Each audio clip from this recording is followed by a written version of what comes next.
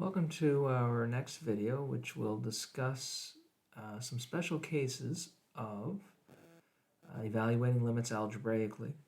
And in particular, we're going to look at limits that we classify as unique functions. There's two that we're going to look at. One's going to involve radicals, and the other is going to involve absolute value.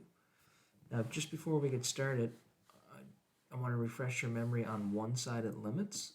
And we've talked about how if you examine a function's limit from the left side and you examine a function's limit from the right side and they are different, so a with a little minus there, that's the left side. This means look at it from the right side. They have to be equal in order for the limit to exist. However, having said that, you can be asked to find perhaps just one side of a limit. Now, if I just use this first one of our unique functions, so I'm just going to say here radical functions. And the scenario here would be, at first glance, I think we would probably be inclined to just try direct substitution. And if I do direct substitution, it's 1 minus 1, and it appears to equal 0. Well, unfortunately, that is not the case. This is actually a limit that requires some further investigation because this is too good to be true. It's not that easy. It's a does not exist. I'm going to show you why it doesn't exist. So if we just backtrack for a second and we look at x approaching the number 1, let's go from the right side first. Now a number that's just to the right of 1, so if you got your number line here, so 0, 1, and 2, this is what I mean when I say just to the right of 1. That would be a number like 1.00 with a 1 after it, minus 1. So I take the square, I take 1.001 and minus 1, I'm going to get positive 0.0001, and the square root of that, for all intents and purposes, is 0, which kind of reinforces what we did with direct substitution. Here's the kicker, though. If we try to do that from the left side, right, the left side of 1, so now we're talking about a number like 0.999 repeating, and I take away 1. The problem is now when I subtract, I'm going to get a negative underneath the radical here, and that is impossible.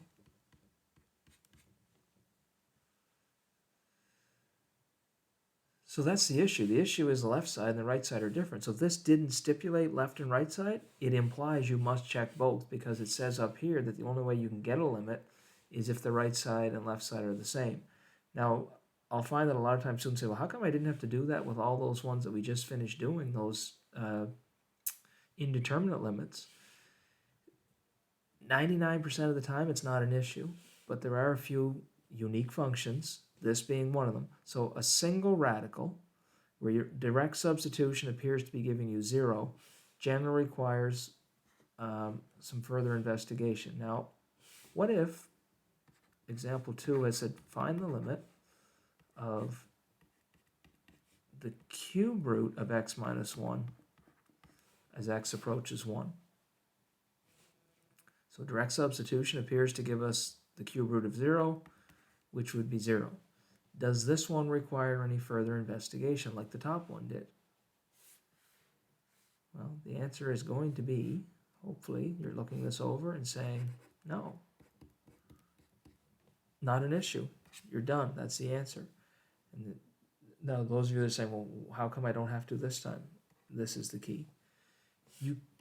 If you had the cube root of 0.0001 or the cube root of negative 0.001, there would be no difference. They're both going to be answers really, really close to 0. The difference would be this would be on the positive side of 0, this would be on the negative side of 0, but you can take the cube root of a negative. Up here, the dilemma was I could not take the square root of a negative. Well, let's see if we can summarize then, do you think this is always going to be an issue? So the only issue is going to be even indexed radicals. Now what that means, if you don't know what that means square roots, fourth roots, sixth roots, eighth roots, anything even indexed. So for example, if I wanted to find the limit of the sixth root of x minus 2 as x is approaching 2, direct substitution appears to be 0. Unfortunately, it's an even indexed radical. I would have to examine the left side. The left side would be 1.999, take away 2, which would give me the sixth root, forgot my index, sixth root of negative 0.0001, which is impossible. Well, as soon as you can't do the left side, the right side, limit as x is approaching 2 from the right side, sixth root of 2.0001 minus 2, which is the sixth root of a positive number this time, really, really small number, which I could do, and I would get 0. But the problem is the left side and right side are different, so this would be a does not exist. Now often students will then say, well, if I see this happening, can I just write down does not exist? No, you have to justify why you're saying it does not exist. And you could in fact be asked just specifically for one side, and then you could get an answer if it was the right side, versus this one where the left side would be it does not exist. Compare that with the limit as x approaches 2 of the seventh root of x minus 2. Without checking left and right side, I know it's got to be 0 because it's an odd indexed radical, and I can take the seventh root of negative numbers versus this one, which is even, and I couldn't do the sixth root of a negative, so I had to watch for that happening. So that's our first kind of unique function you got to watch for. The next one is absolute value. Now, if I look at this one, at first glance, again, say, well, look at that, x plus 2, x plus 2. A lot of times students are inclined to cross that out and say, well, it's equal to 1. Well, unfortunately, that's too good to be true. Like the last one, this is one that requires a bit further examination. Let's take, and it's the same type of situation, let's look at x approaching negative 2 from the right side. Now you got to be careful on a number line. If you have negative 2 here, to the right of it is negative 1, to the left of it is negative 3. So negative 2 to the right side is negative 1.999. So if I had the absolute value of negative 1.999 and I added 2, now whatever I put in for x there, I'm putting the same thing down here. So negative 1.999 and I add 2. This is going to give me some positive number. It's going to be really small, so it's going to be basically 0.00001. The bottom is going to be the exact same thing. Now this one had absolute value bars on it, but because it was positive, when you take the absolute value of a positive number, nothing happens. It just stays the way it was. So the bottom is going to be the same number. So when you divide those out, you get 1. Say, well, that's what we expected to happen. Well, as you can guess, there's going to be a hiccup when we do the other side. Let's have a look at x approaching negative 2 from the left side. So the left side's over here. So now I'm talking about something along the lines of negative 2.00001. I'm going to add 2. The bottom's going to be negative 2.0001, and I'm going to add 2. That's going to give me negative 0.00000 with a 1, divided by negative 0.000 with a 1. Well, unlike the last one, here, when you have the absolute value, it's actually going to switch the numerator to the positive value of this. So it's going to switch to 0.001, negative 0.00. Nothing's going to switch the bottom because it doesn't have absolute value on it. Remember the difference? Over here it was already positive, so the absolute value of a positive number is still that same positive number. This time, these are the exact same two numbers, but the only difference is the absolute value switched the one in the numerator to now a positive. The bottom stayed negative. Anytime you divide two numbers that are exactly the same, you get a 1, but if one's positive and one's negative, you're actually going to get negative 1. So there's the same dilemma we ran into in the last one. The right side, it was approaching 1. The left side was approaching negative 1. So our answer, now this is the justification, I'd have to show all this work. Therefore, this one is a D and E. Does not exist because the left and right side are different. I got a couple more of these absolute value ones. Let's look at this one. So it says, does the limit of the absolute value of x minus 2 over x minus 2 on x minus 4 exist? Well, let's check. Limit as x approaches 2. Let's go left side first. So that would be 1.999. And I take away 2 over 1.999. And I take away 2. So again, these two brackets are going to cross each other out and give us either a 1 or a negative 1. We have to determine which it will be based on our absolute value. Now this bracket here that's not, these two are the ones that are going to cross out. You can just put a regular 2 in here. So this one's 2 minus 4. So I'm going to get, this will be a negative small number. This will be the same negative number, but the top one's going to become positive because of the absolute value. So it's going to be 0.0001 over 0.0001. And then the bottom will be a negative 2 also from this bracket. These will cross out in this scenario and give us a 1. And the answer will be negative 1/2 from the left side.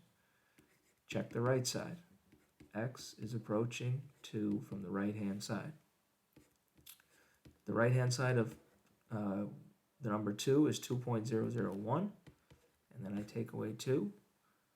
Oh, I screwed this one up. Sorry, let me backtrack for a second. This one should have been a negative and became positive, but the bottom one should have stayed negative. And then this negative times this negative should have actually given me a positive 1/2. Okay, because it was negative in the beginning, but the absolute value switched the numerator, but it wouldn't switch the denominator because there's no absolute value. It's just regular brackets. This is the one where 2.001 minus 2. Again, don't worry about this bracket. Just put your regular 2 in there again. Positive 0.0001. Positive 0.00. Just put a bunch of zeros with a 1. This is going to be negative 2. So this time when these cross out, they will in fact give you a 1 because they're going to be the same. And you will get negative 1/2. So your left side is 1/2. Your right side is negative 1/2. Therefore this one does not exist.